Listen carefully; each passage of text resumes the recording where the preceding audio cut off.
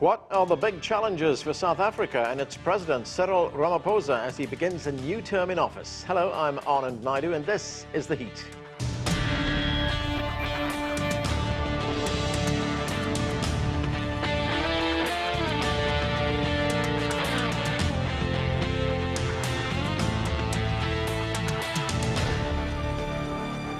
Last month, Cyril Ramaphosa was sworn in for a 5-year term as president of South Africa. Ramaphosa faces major challenges, including an ailing economy and high unemployment.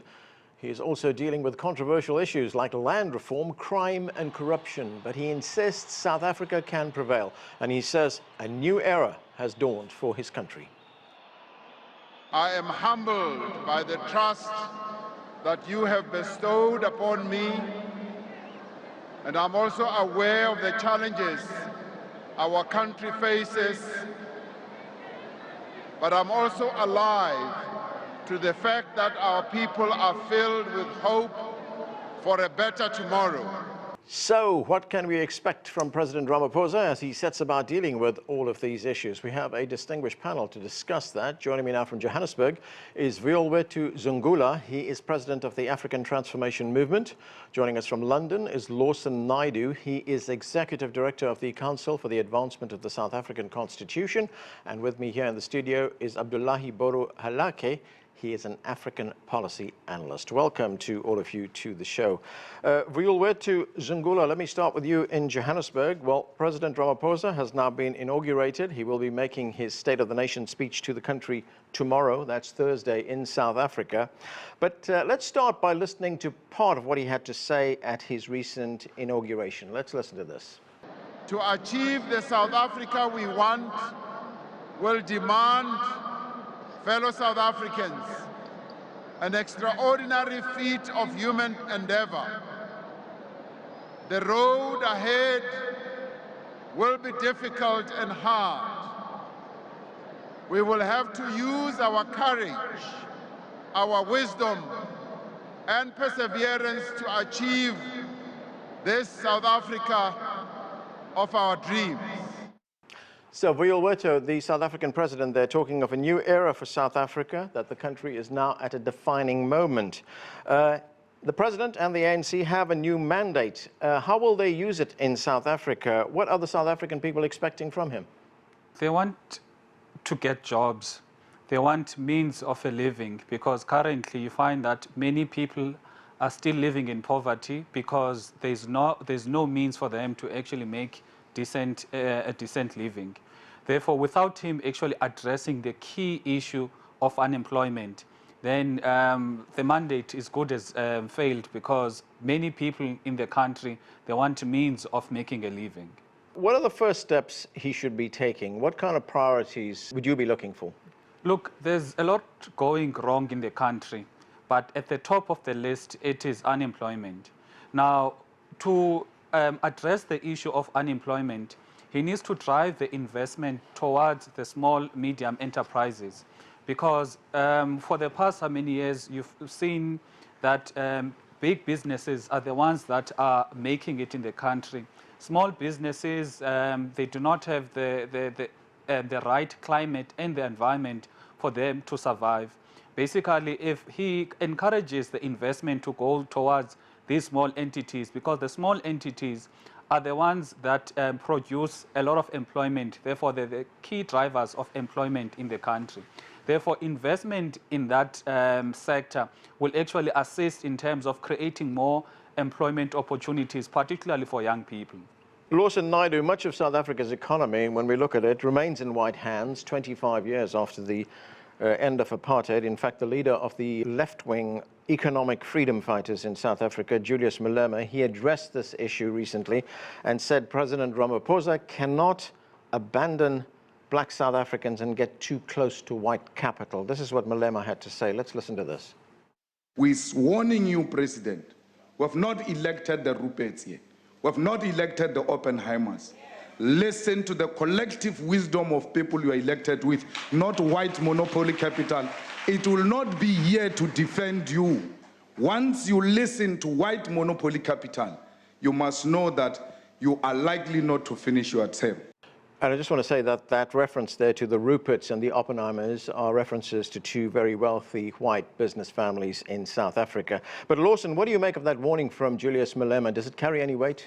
I think it's a misplaced thing. It's an issue of a populist rhetoric from Mr. Malema. I think the president has clearly set out that he will work with organized structures within South Africa, whether it be business or labor. And he works through structures such as NEDLAC, the National Economic Development and Labor Council, through organized business structures such as Business Unity South Africa and Business Leadership South Africa. These are established business organizations. So I think singling out two wealthy families is misplaced and is seeking to try and undermine the president. The president has made it clear that he wants, as in the excerpt you played earlier, shows that he wants to work with all South Africans in order to be able to rebuild this economy. Obviously creating the climate for investment, for job creation, is really a top priority for this government, and we need all South Africans to work together towards that goal. But Lawson, isn't that a dilemma for this president? On the one hand, he has to satisfy the expectations of the black majority. On the other hand, he can't scare away investors. He can't scare away the white, I guess, economic base in the country. Indeed, he can't. I mean, he can't afford to isolate or marginalize anyone. This needs to be a concerted national effort, and everyone needs to come to the party in this regard, whether it be local investors, local financial institutions, as well as the president's stated commitment to raise over R1 trillion, $100 billion in foreign investment to stimulate the South African economy. We've seen a stuttering start to the year with GDP levels down in the first quarter. Signs are there will be some recovery in the second quarter, but we're still looking at a growth rate for 2019 of less than 1%, which is not going to do very much to tackle the huge unemployment crisis that we have in the country. Yeah, I'm going to get back to that in a moment, but let's bring it to the studio here, to Abdullahi. Abdullahi, we look at the last South African election. South African voters appear to have sent a mixed message to the ANC and to Cyril Ramaphosa. The ANC got 57% of the vote. That's the lowest they've polled since the country became a democracy in 1994. It did win, but it wasn't a resounding mandate to Cyril Ramaphosa to implement change. Will that impact his ability to change the country in any way? Yes. I think Cyril Ramaphosa has probably one of the most difficult jobs in the world. On one hand, he comes from ANC, a party that is, very progressive, very on the left, if you want.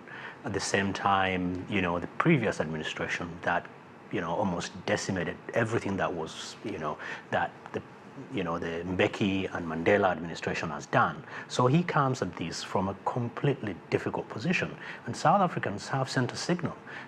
The number of voters, voter turnout was 49%. That is the lowest since the end of apartheid. You have Julius Malema's Economic Freedom Party getting, their vote increased from 4.6 to 10.8. That means that it's not just a declining number of voters who are coming to the polls, but also people moving towards the populist narrative of Julius Malema's and the rest. So Ramaphosa has to watch both his flanks, from the left and the right. And that is precisely why he's having probably one of the most difficult jobs. However, he cannot keep on saying that, or at least people around him say that, oh no, these are the mess that has been created by Jacob Zuma. He's been elected now. This is his business, and it's going to be incredibly difficult. I think one of the job that he needs to do is managing expectations on both ends. What could be achieved? He's mentioned about a raft of measures. The Commission on State Capture report has come. Some of bits and pieces of the recommendations are being implemented. The procurement, about national security, the police, the intelligence, but the impact of that will be a fairly long slog, and that is what he needs to communicate. And Abdullahi, he's also got enormous challenges fixing the country's state-owned enterprises. You've got the big utility, Eskom, which is having problems, South African Airways, the national broadcaster, the SABC, has problems as well. And those are amongst the many headaches, because he has so many balls up in the air. Eskom, 95% of the energy in the country is generated by Eskom. It is in debt to tune of billions of dollars. Yeah. It has hired so many people. It needs to rationalize. That means people need to lose their jobs, that means his left wing will be, left flank will be completely disappointed with him. Yeah. If he doesn't, the economy will continue stuttering. People on the right and investors will not be interested in anything that he says. So he's in an incredibly difficult position, the president. Indeed, he has a challenge there. Let's go back to Vuyolwethu in Johannesburg. And Vuyolwethu, there was an opinion piece in a South African newspaper written by Sean Gossel. He's an academic at the University of Cape Town, in which he said that South Africa is right now facing an explosive cocktail of high youth unemployment, poor educational outcomes, and high inequality levels. He does write that this could explode into large-scale social disorder. Would you agree with that assessment? Definitely, because if you have multitudes of young people not doing anything, then chances are they might end up abrupting the entire country or the entire system in which we find ourselves in. Therefore, that's why it's a key priority for the president to be practical in his approach of creating, firstly, conditions for the young people to have their own companies, therefore they can be enterprising, and at the same time create conditions for job opportunities for young people. Because if he does not address this unemployment issue, particularly for young people, then South Africa will be in tatters in years to come. What about the concern over educational outcomes in South Africa? South Africa spends an enormous amount of money on educating its youth, yet we have not seen those educational outcomes. How does he address that? What needs to be fixed there? The quality of education. Firstly, there's two kinds of systems of education in the country. There's the education system for the wealthy as well as for the poor. That in itself perpetuates the inequalities. Then if you look at the quality of education, the poor communities are exposed to quality education. Therefore, if they do at all get into tertiary institutions, it's either they drop out or, in fact, they do not make it at all. Therefore, the quality of education needs to change to create people who can make a living for themselves instead of the current culture or the current quality that makes people to actually want to be job seekers. The education system must be current. It must be current. It must speak to the current needs of the country, so that you have people that will readily fit into the economy after they are done with school. Lawson, South African politics has gone through turbulent times recently. Much of the discourse over the last few years has been over the previous government, the government of Jacob Zuma. It was a government that was marked by deep corruption and graft. This is how the leader of the opposition Democratic Alliance in South Africa, Mmusi Maimane, saw it. Let's listen to what he had to say. I know that when those interests are about shielding those who need to take accountability for the time that has come before us, for those who have looted from our nation, I wish to say, sir, we will be holding you to account that those members who have looted from our country actually see jail. So, Lawson, how has South Africa recovered from the problems associated with the former president? I don't think we've recovered yet. I think the process of recovery is underway. And what President Ramaphosa has done and implemented since he came into office in February last year is to begin the process of rehabilitating institutions of governance, particularly within the criminal justice sector, the South African Revenue Service and the like, to try and ensure that the corruption and the state capture of the past doesn't happen again, and that those who were complicit in looting from state resources are held to account through the criminal justice system. The National Prosecuting Authority has a critical role to play in that regard. The President earlier this year announced the establishment of a special investigating unit within the Prosecuting Authority to look in particular at corruption and state capture cases and to fast-track those cases. So I think efforts have been made, and it really is about rebuilding confidence that there is accountability in South Africa, that institutions of state do the jobs that they are supposed to do in terms of the Constitution, so that public resources are respected and public officials are properly held to account, especially by Parliament as the primary body to oversee government action. Lawson, will we see accountability, or will politics get in the way? I mean, Cyril Ramaphosa is going to be taking on people in his own party here.